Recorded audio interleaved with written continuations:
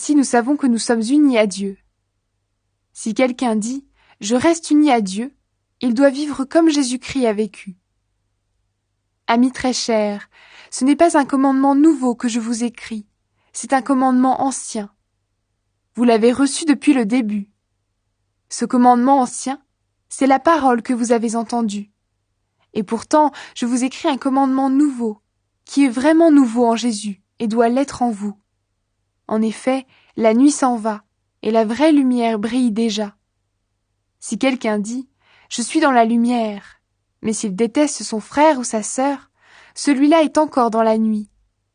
Celui qui aime son frère ou sa sœur reste dans la lumière, il ne risque pas de tomber dans le péché.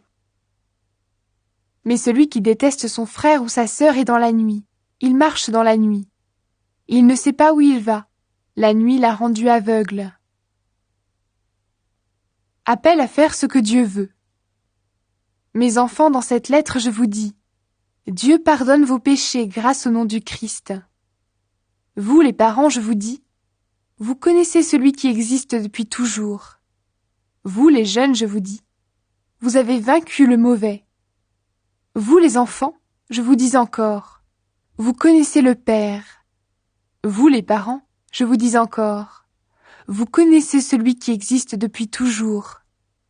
Vous, les jeunes, je vous dis encore, vous êtes forts, la parole de Dieu reste en vous, et vous avez vaincu le mauvais.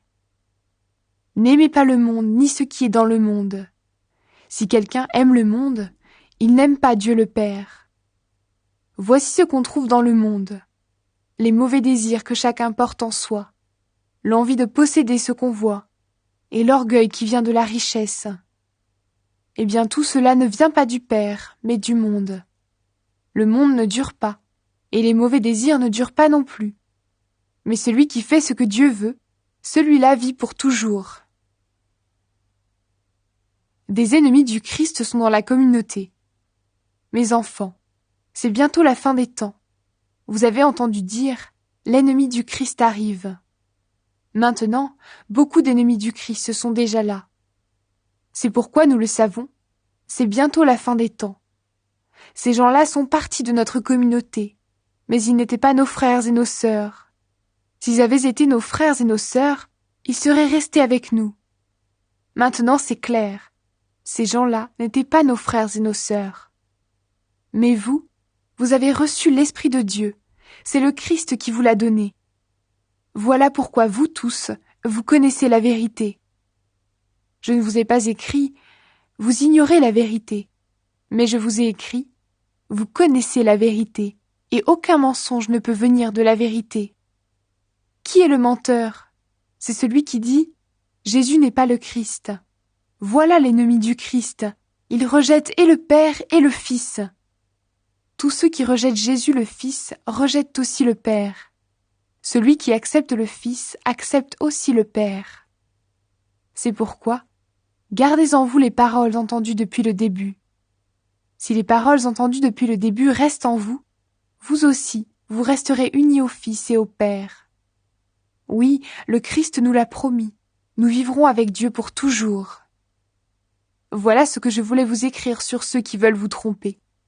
Quant à vous, le Christ vous a donné son esprit, et cet esprit habite en vous. Alors vous n'avez pas besoin d'un maître. En effet, c'est l'Esprit Saint qui vous apprend tout, et ce qu'il vous apprend est vrai, ce n'est pas un mensonge. C'est pourquoi, restez unis au Christ, comme l'Esprit Saint vous l'a appris. Oui, mes enfants, restez unis au Christ. Alors, quand il paraîtra, nous serons pleins de confiance. Ce jour-là, nous ne serons pas couverts de honte devant lui. Les enfants de Dieu ne commettent plus de péché. Vous savez que le Christ est juste. Alors reconnaissez ceci. Tous ceux qui font ce qui est juste sont enfants de Dieu.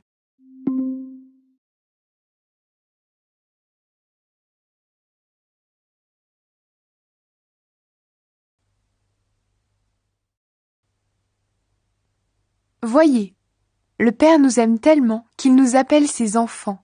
Et c'est vrai, nous sommes ses enfants. Mais le monde ne nous connaît pas, parce qu'il n'a pas connu Dieu. Amis très chers, dès maintenant, nous sommes enfants de Dieu, mais ce que nous serons plus tard, cela reste encore caché. Voici ce que nous savons. Quand le Christ paraîtra, nous le verrons comme il est, alors nous lui ressemblerons. Tous ceux qui espèrent cela du Christ se rendent purs comme lui est pur. Tous ceux qui commettent des péchés luttent contre Dieu. En effet, commettre des péchés, c'est lutter contre Dieu. Vous le savez, Jésus-Christ est venu pour enlever les péchés, et en lui, il n'y a pas de péché. Tous ceux qui restent unis à lui ne commettent plus de péchés. Tous ceux qui commettent des péchés ne voient pas Jésus-Christ. Ils ne le connaissent pas non plus. Mes enfants, faites attention, ne vous laissez pas tromper. Si quelqu'un fait ce qui est juste, il est juste comme Jésus-Christ est juste. Si quelqu'un commet des péchés, il appartient à l'esprit du mal, parce que l'esprit du mal est pécheur depuis le début. Pourquoi le Fils de Dieu est-il venu ? Il est venu pour détruire les actions de l'esprit du mal. Tous ceux qui sont enfants de Dieu ne commettent plus de péché. En effet, la parole de Dieu reste en eux comme une semence.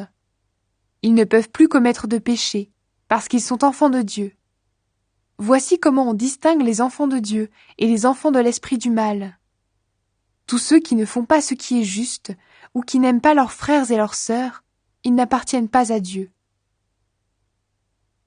Le message de l'amour. En effet, voici le message que vous avez entendu depuis le début. Aimons-nous les uns les autres. Ne faisons pas comme Caïn. Il appartenait au mauvais, et il a tué son frère. Pourquoi est-ce qu'il l'a tué ? Parce que les actions de Caïn étaient mauvaises, et celles de son frère étaient justes. Frères et sœurs chrétiens, le monde vous déteste, ne soyez pas surpris de cela. Mais nous avons de l'amour les uns pour les autres. C'est pourquoi, nous le savons, autrefois nous étions morts, mais maintenant nous sommes entrés dans la vie. En effet, celui qui n'aime pas reste dans la mort. Tous ceux qui détestent un frère ou une sœur sont des assassins.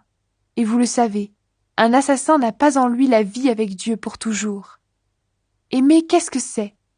Maintenant, nous le savons. Jésus a donné sa vie pour nous.